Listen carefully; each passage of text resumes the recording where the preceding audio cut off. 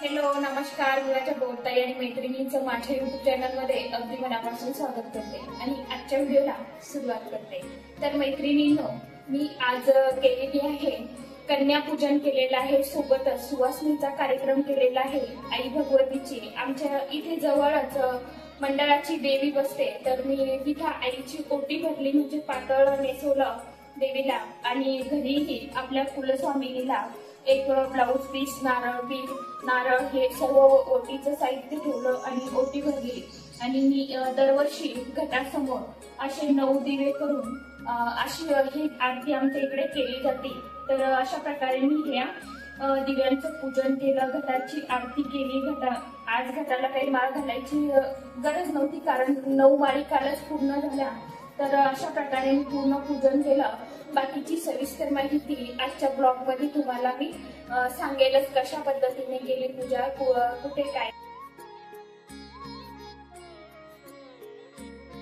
तर हे बघा, मी आता इथे ना शिऱ्याचा प्रसाद बनवला होता। आता छोटे छोटे नैवेद्य बनवत आहे देवी मातेसाठी।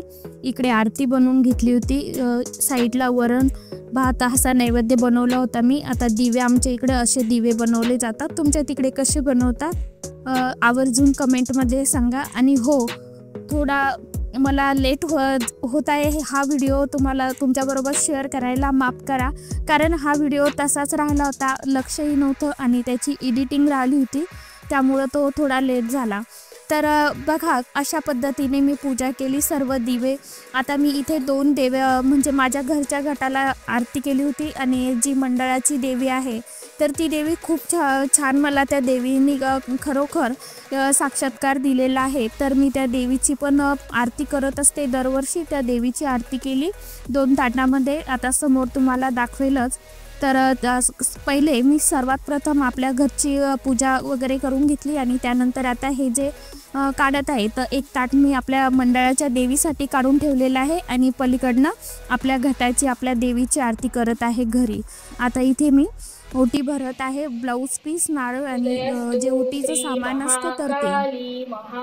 तर आता इथे मी आई तुळजा भवानीचा गजर करत होते, माता लक्ष्मीला, आई भगवतीला विनवणी करत होते आणि ती ओटी देवी मातेला अर्पण करत होते।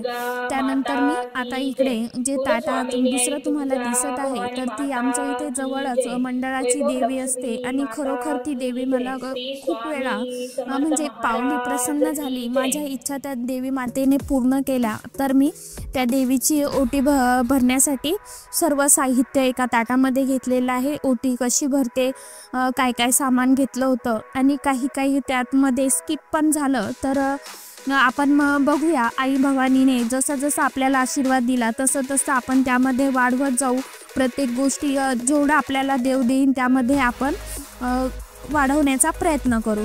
तर आता इथे आम्ही दोघांनी, मी आणि माझे मिस्टर दोघेजण चाललो होतो देवीची ओटी भरण्यासाठी। तर आता हे बघा, घरातून एंट्री केली, हे बघा अशा पद्धतीने दोघांजवळ ताटं होती। आता हे जे आहे तर हे आपल्या देवीचं मेन गेट आहे। आता इथून आम्ही आतमध्ये जाणार आहोत। हे बघा, खूप छान अशी मोठ्या मैदान असतं आणि त्या मैदानामध्ये देवीचा पूर्ण मंडप असतो।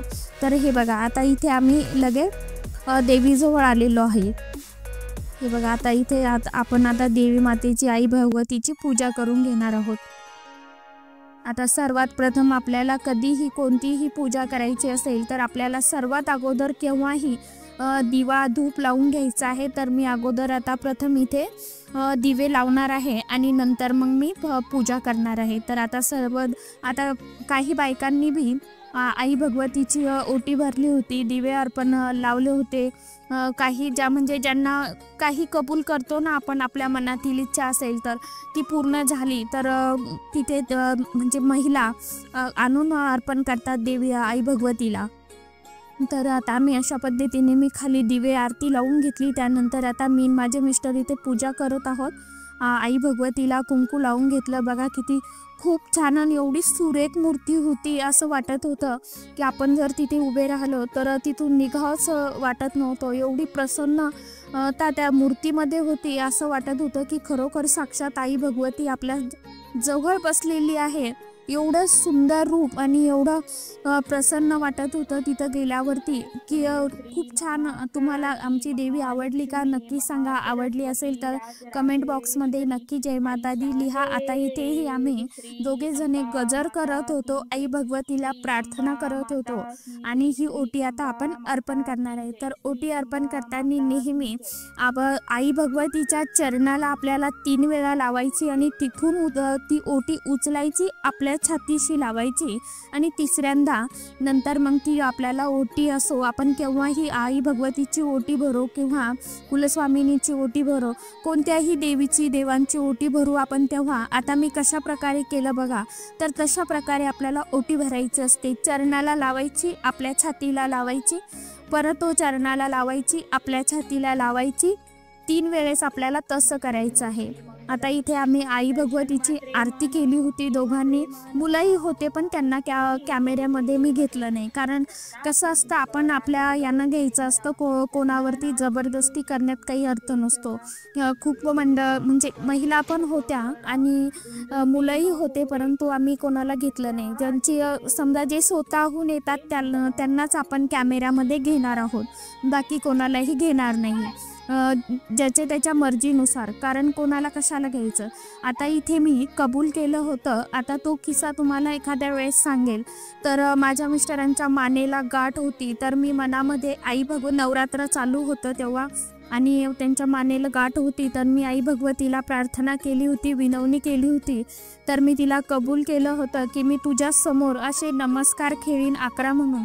तर मी इथे नमस्कार खेळत होते, कारण हे असे नमस्कार माझ्या माहेरी देवीजवळ केले जातात.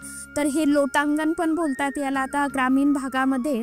तर हे लोटांगण मी देवीसमोर घेत होते, कारण माझ्या मिस्टरांचे जे रिपोर्ट आहे तर ते नील आल्यामुळे मी आई भगवतीने मला खरोखर त्या 2 दिवसामध्येच एवढा साक्षात्कार दिला की अक्षरशः माझ्या अंगावरती शहारे येत आहे.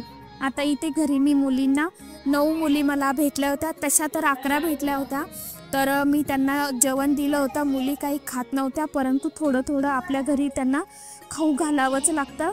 आणि हे बघा, आणि छोट्या मुलींचं मी पाय धुवून, जे छोटं मुलगी दिसते बाळ आहे तर तिचे मी पाय धुवून तिचं पूजन केलं होतं. आणि या मुलींना फक्त हळदी कुंकू लावून त्यांना भेट म्हणून एक पुडा दिला होता बिस्किटचा. बघू आपण पुढच्या वेळेस खूप छान नवरात्रामध्ये आई भगवतीची खूप छान मस्त कन्यापूजन करू. आता त्याचे व्हिडिओ तुम्हाला येतीलच. थोडे आपल्या चॅनलवरती जरा लेट व्हिडिओ येत आहे, पण इथून पुढे आता मी तुम्हाला माझे घरचे मी कशा पद्धतीने पूजा करते, काय काय सेवा करते त्याचे व्हिडिओ जरूर तुमच्याबरोबर शेअर करेन. आता मार्गशीर्ष महिन्यात खूप पूजा विधी आपण करत असतो, तर त्याचे ब्लॉग तुम्हाला नक्कीच पाठवेल मी. आणि हो, आता ज्यांना कोणाला वैभव लक्ष्मी मातेचं व्रत करायचं असेल त्यांनी आवर्जून शुक्रवारपासून करा. मीही करणार आहे, तोही व्हिडिओ तुमच्याबरोबर नक्कीच शेअर करेन. आता इथं प्रत्येक मुलींना मी एक बिस्किटचा पुडा देत होते. तर अशा पद्धतीने मी नवरात्रात आपल्या परिस्थितीनुसार आपल्याला सर्व सेवा भक्ती करायची असते. देव फक्त भक्तीचा भुकेला असतो, देवांनाही माहीत असतं. आपले जिथपर्यंत आपल्याला हात पोचतात तिथपर्यंत आपल्याला काहीही करायचं असतं. फक्त ज्या काही गोष्टी असतात तिथे आपल्याला काही गोष्टींना ॲडजस्ट करून आपल्याला ते काही करायचे असतात. ज्या वस्तू असतात किंवा काही असतं, आपण म्हणतो ना याने, आता जसं की लक्ष्मी प्राप्तीसाठी तुपाचा दिवा हा खूप महत्त्वाचा असतो. तर तिथे आपल्या घरामध्ये थोडी एका गोष्टीमध्ये आपल्याला काटकसर करायची असते आणि तो जो एक तुपाचा डबा आहे मोठा आहे तर आपल्याला छोटा आणायचा आहे, परंतु तेव्हा आपल्याला ते तुपाचा दिवा लावायचाच आहे. अशा पद्धतीने काही गोष्टी स्किप करायच्या, काही गोष्टी आपल्या आयुष्यामध्ये आणायच्या, बदलत जायचं. त्यातूनच आपला संसार पुढे जातो. आपल्याला जे काय असतं तर त्यामध्येही आपल्या संसारामध्ये आपल्या घरामध्ये भर पडती. आणि जेवढा आपण संसार हा काटकसरीने करू, चिकाटीने करू, तेवढा आपल्याला आपल्या घरामध्ये आपल्या संसारामध्ये यश मिळत जातं, म्हणजे आपल्या संसाराची भरभराटी होत जाते.